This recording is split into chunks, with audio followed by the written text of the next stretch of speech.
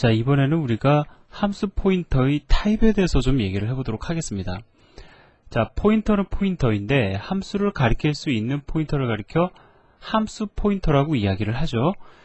자, 근데 포인터라고 하는 걸로 봐서 분명히 주소 정보하고요. 그 다음에 어떠한 정보죠? 자료용 정보가 있을 겁니다. 자, 우리는 지금까지 주소 정보는 이미 이야기를 했어요. 어디를 가리키는 겁니까? 어디를 가리키는 주소값을 지니게 되죠? 함수가 존재하는 위치를 가리키는 주소값을 지니게 되는 거죠. 누가? 함수 포인터가. 물론 함수 포인터는 우리가 지금까지 이야기해온 함수 포인터는 함수의 이름이었습니다. 자, 그런데 실제로 자료용도 지닌다라는 겁니다. 자료용. 즉 타입이 있다라는 거죠. 자, 예를 들어서요. 이러한 코드를 우리가 한번 쓴다고 가정을 해보도록 하죠. 자, 여기 보면은 fct1이라는 이름의 함수가 있습니다. 저는 이러한 코드를 쓰고 싶어요.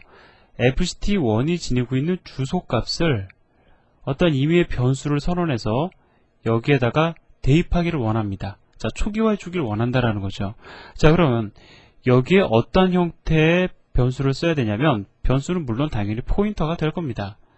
자, 그러면 저는 어떠한 포인터를 선언을 해야 되냐면 일단 내가 포인터를 선언하려면 실제로 내가 저장하고자 원하는 그 주소값을 지니는 포인터의 타입을 알아야 되죠. 우리는 fct1이라는 함수의 타입 정보를 모르면 여기에 적절한 포인터를 선언할 수 없다라는 겁니다. 자, 그러면 일단은 여기에 어떤 포인터를 선언을 해야 되는지 알기 위해서 fct1이라는 함수 포인터의 타입을 먼저 알아보도록 하죠. 자, 누군가가 우리에게 물어봤어요. fct1이라는 함수의 포인터 타입이 어떻게 되느냐? 그럼 여러분들은 이렇게 일단 설명을 주셔야 됩니다. 함수 포인터의 타입을 결정짓는 요소는 첫 번째, return 타입이고 두 번째, 매개변수 타입이다. 이것이 바로 함수 포인터의 타입을 결정짓는 요소다 라는 거를 일단은 여러분들이 이야기를 하셔야 돼요.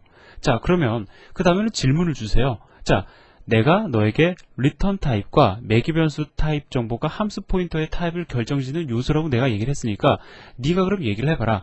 fct1이라는 함수의 이름은 어떠한 포인터 타입을 지니느냐? 물어보세요. 물어볼 수 있겠죠?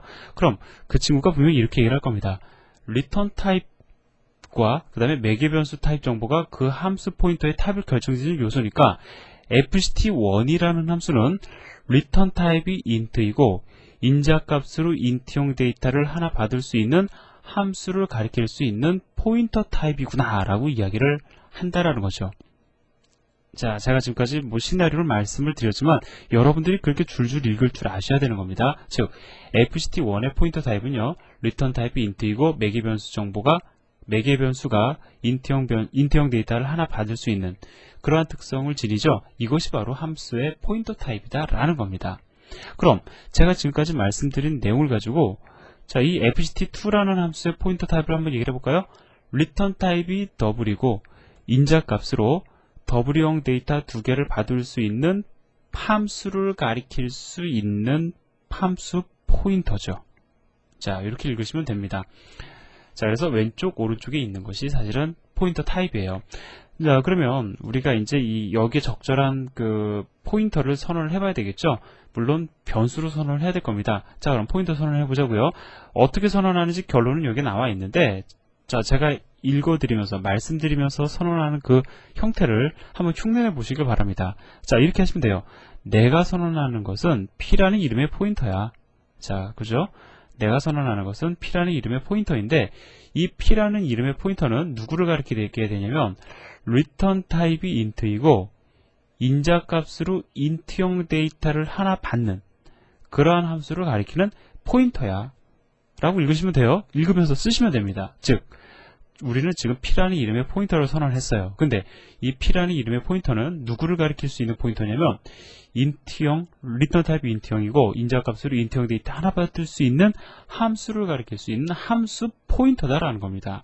그러면 이러한 선언이 지금 등장한 상황에서 fct1과 P라는 포인터의 차이점은 무엇입니까? 얘는 상수이고 얘는 변수이다. 그것밖에 차이가 없다고요. 자, 따라서 이러한 선언이 여기 오면 된다라는 거죠.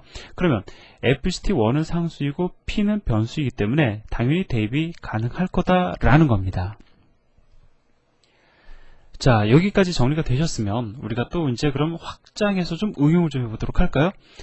자, 예를 들어서 fct1이라는 이름의 함수를 호출하면서 우리는 10이라는 인자를 전달을 할 겁니다. 그죠? 그럼 적절한 형태의 함수 호출이 되죠. 물론 이렇게 읽어야 돼요. fct1이라는 포인터가 가리키는 메모리 공간에 존재하는 함수를 호출하면서, 그죠? 10이라는 인자 값을 전달을 해라. 그러면 이렇게 해서도 쓸 수 있겠습니까? 없겠습니까? 당연히 이러한 문장이 실행이 된 다음에, 자, 얘는 10이에요. 가능할까요? 불가능할까요? 가능하죠. 왜? fct1과 p의 지금 차이점은 뭡니까? 이러한 대입변산까지 끝나고 나면 당연히 얘가 지니고 있는 값, fct1이라는 함수 이름이 지니고 있는 값을 p라는 포인터도 지니게 될 겁니다. 그죠? 자, 그리고 fct1이라는 포인터가 가리키는, 자, 메모리 공간, p라는 포인터가 가리키는 메모리 공간이 같고, 더불어 얘네들은 변수이다, 상수이다. 아니죠. 잘못 말씀드렸네요. 변수이다, p가 변수죠. 변수이다, fct1이 상수이다라는 차이점을 제외하면 차이가 없죠. 즉, p라는 포인터가 가리키는 메모리 공간 안에 존재하는 함수를 호출하면서 10이라는 인자값 전달할 수 있다라는 겁니다. 좀 이따 예제를 통해서 한번 확인해 보도록 하고요. 자, 마지막으로 한 가지만 제가 좀 더 말씀을 드릴게요. fct1과 p라는 포인터, 타입 같습니까? 다릅니까? 같죠? 그렇기 때문에 당연히 자, 이렇게 대입변산할 수 있는 겁니다. 자, 그러면 이것도 한번 써볼까요? fct2라는 함수의 이름과 함수 포인터의 타입에 일치하는 포인터를 하나 선언해 보도록 하겠습니다. 자, 우리는 p라는 이름의 포인터를 선언하려고 하고 있어요. 근데 이 p라는 이름의 포인터는 return 타입이 더블이고, 그죠? return 타입이 더블이고, 더블형 데이터를 인자로 2개 받는, 자, 하나, 2개 받는 함수를 가리킬 수 있는 포인터다 라고 선언하면 되는 거죠. 자, 이 순간 p와 fct2는 타입이 일치합니다. 차이점은 얘는 상수이고 얘는 변수다라는 차이점밖에 지니지 않는다라는 거예요.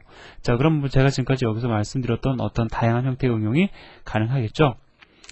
자, 그럼 실제로 지금까지 우리가 얘기했던 것을 갖다가 한번 확인해 보도록 하겠습니다. 2개의 예제가 있는데요. 실제로 비슷비슷합니다. 뭐 큰 차이 없어요. 그래서 우리는 fct_ptr1.c라는 예제를 통해서 지금까지 우리가 이야기했던 내용을 실제로 확인해 보도록 하겠습니다. 자, 여기 보면은요, add라는 함수가 있고 그 다음에 sprint라는 함수가 있죠. 자, 여기 보면은요, add라는 함수는, 자, 여기 선언되어 있습니다. 여기 정의되어 있고 선언되어 있으니까 우리는 선언부를 가지고 얘기해 보자고요. add라는 함수의 포인터 타입은 return 타입이 void고 인자값으로 인터형 데이터 2개 받는 함수의 포인터 타입이죠. 자, 얘는 return 타입이 void이고 인자값으로 캐릭터형 포인터를 받을 수 있는 함수의 포인터죠. 타입이 그렇다라는 거죠. 자, 그래서 지금 보면은요, 여기 보면은 뭐 이러한 선언들이 중요한 건 아니고요. 자, 여기 보면 fptr1이라는 포인터가 선언이 되어 있습니다. 자, 얘는 포인터다라는 거죠. 누구를 가리키는 포인터냐? return 타입이 void이고 인자값으로 인트형 데이터 2개를 받을 수 있는 함수를 가리킬 수 있는 포인터가 되는 거고요. 자, 얘는 return 타입이 void이고 인자값으로 캐릭터형 포인터를 받을 수 있는, 자, 그런 함수를 가리킬 수 있는 fptr2라는 이름의 포인터가 되는 거죠. 즉, 이 add라는 이름과 fptr1의 타입은 일치합니다. 따라서 대입이 가능하다라는 거죠. 마찬가지로 sprint라는 함수 포인터의 타입과 fptr2라는 함수 포인터의 타입은 일치합니다. 따라서 역시 대입이 가능하다라는 거죠. 자, 그러면 여기 보면은요, 실제로 함수 포인터, 즉 우리가 여기서 선언한 함수 포인터를 가지고 함수 호출을 하고 있죠. 당연히 가능하다라고 우리는 아까 이야기를 했습니다. 그러면 실제로 가능한지 안 가능한지를 갖다 확인하기 위해서, 자, 이렇게도 한번 호출을 해보고요. 그 다음에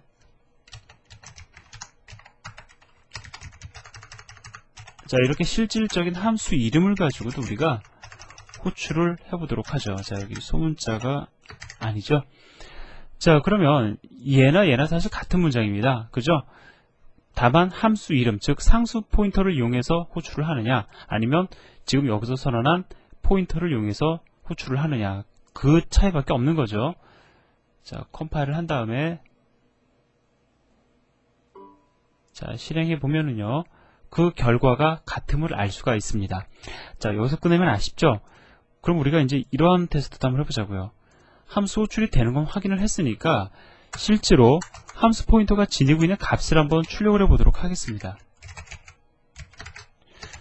자, 이런 건 제가 여러분들에게 따로 말씀 안 드려도 돼요. 여러분들이 제가 안 해드려도 사실은 궁금증에 의해서 여러분들이 스스로 궁금해 하시면서 한 번씩 테스트 해봐야 되는 내용들이죠.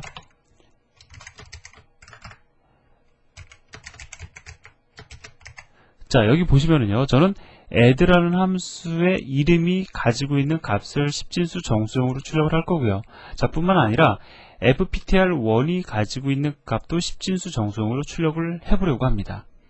자, 우리 미리 한번 예측하고 들어가 볼까요? 그 값이 얼마가 나올지 모르지만 결과적으로요, 얘가 가지고 있는 값과 얘가 가지고 있는 값은 같죠. 왜? fptr1은 add라는 함수 포인터를 가지고 초기화됐기 때문에, 따라서 값이 얼마일지 모르지만 얘네 둘의 출력 결과는 아마 같을 겁니다. 자, 그래서 지금 보니까 역시 같은 값이 같은 주소값이라고 얘기를 해야지 더 정확하겠네요. 자, 그래서 같은 주소값이 출력되고 있는 것을 여러분들이 확인을 하셨습니다. 자, 따라서 제가 여러분들에게 지금 함수 포인터에 대한 전반적인 내용을 설명을 드렸는데, 자, 이거 뭐에다 써먹을 거냐? 아직 그거는 언급이 안 되었습니다. 제가 아까 전에 말씀드렸던 것처럼 그것에 대한 이해는 조금 뒤로 미루어 주시기를 바랍니다. 자, 그렇지만 물론 이 함수 포인터라는 내용은요, 아주 중요한 거기 때문에 여러분들 잘 알고 계셔야 돼요. 자, 그래서 이번 시간에는 함수 포인터에 대한 내용을 여러분들에게 말씀을 드렸고요. 자, 다음 시간에 보이드형 포인터에 대해서 여러분들에게 설명을 드리도록 하겠습니다. 감사합니다.